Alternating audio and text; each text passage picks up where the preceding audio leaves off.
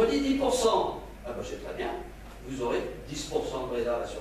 Mais voyez-vous, la situation a même évolué, parce que ce n'est pas 10% que l'État aujourd'hui a décidé d'allouer, c'est 4%. Ils n'auront pas pris 4%. Et je refuse de signer cette loi soviétique qui est une imbécilité première, qui aboutit à la nationalisation de la Seine. Donc je vais au clash. Et je vous le dis comme je le pense. Et c'est pas fini. Parce que aller montrer du doigt Maison Lafitte et faire de la gesticulation au bureau quand on a la baisse de la DGF, l'augmentation du FPIC, quand on a la mise en place de l'interco qui nous bouffe du temps et qui est véritablement complexe, quand on a les événements, il y a un moment, ça suffit. Donc je vous le dis, je lève le bras gauche et je dis, c'est la résistance. Et la résistance, on ira jusqu'au bout, parce que, premièrement, chacun sait que nous avons fait 97% de nos obligations, que c'est impossible d'aller plus loin, que nous avons effectivement repéré un certain nombre de terrains pour faire des logements sociaux et que nous les ferons, mais qu'il est hors de question de répondre aux dictats de l'État et nous réglerons ça aux élections. Je vous le dis comme je le pense.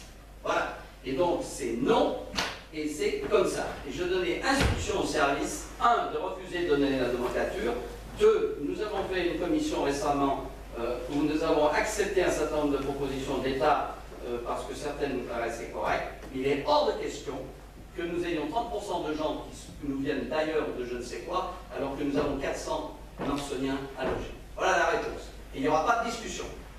Nous avons déjà perdu la maîtrise foncière. Ça n'a aucune espèce d'importance.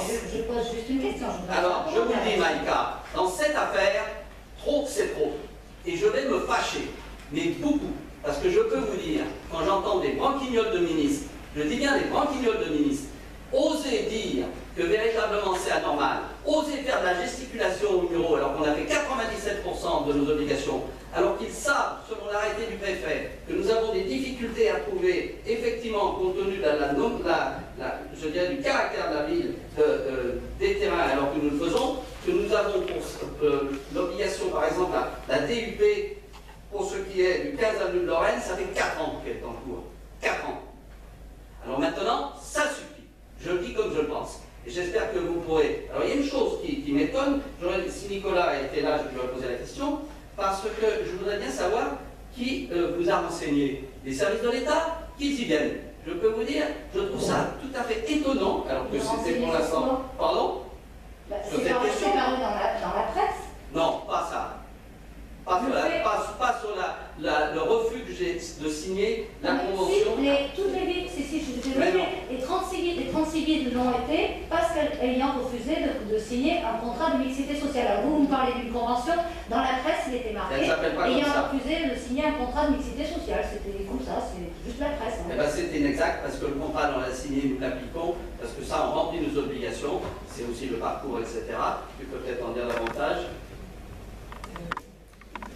Parce que je ne vois pas bien ce que je peux rajouter. Effectivement, il y a eu la CUS qui a été signée il y a quelques années, il y a 4 ans déjà, et qui est le contrat d'utilité sociale.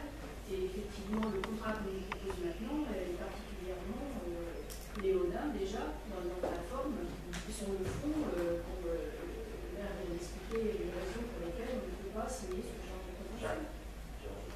Dans les préconisations de la loi SRU nous oblige à construire presque 2000 logements d'ici 2025. Est-ce qu'on peut penser, nous serons, qu'on peut mettre 2000 logements avec toute la population qui vient avec, hein, c'est pas seulement un logement, c'est que ça concerne des familles, en général 3-4 personnes, et comment on fait pour faire évoluer notre ville dans ce sens-là? C'est un peu ça le sens de notre refus de signer cette convention. C'est tout un ensemble qui La volonté de l'État, c'est de mettre en coupe réglée les SEM communales. Eh bien, ça ne se fera pas. Je vous le dis. Et je peux vous dire que là, je les attends au tournant. Voilà. Jacques Barrault. Oui, je voudrais ajouter quelque chose. L'État, effectivement, nous demande d'avoir 30% de logements préfecture et il ne finance que 4%. Quand il finance, parce que les logements du Rond-Sévigné qui ont été livrés l'été 2014, il y a plus d'un an, on attend toujours la subvention. C'est-à-dire que l'État nous doit encore 250 000 € qu'il est incapable de nous verser. Cherchez l'erreur.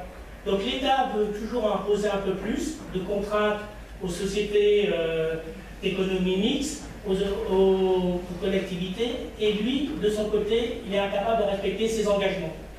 Donc aujourd'hui, comment on fait? Il nous manque 250 000 € au niveau de la Sahel, qui est un engagement écrit de l'État. Sans parler des 350 000 € que me doit la région socialiste. Et il faut savoir qu'au niveau des IDIN, l'État a 3 millions d'euros qu'il n'est pas capable de verser en subvention aux organismes sociaux, de logements sociaux.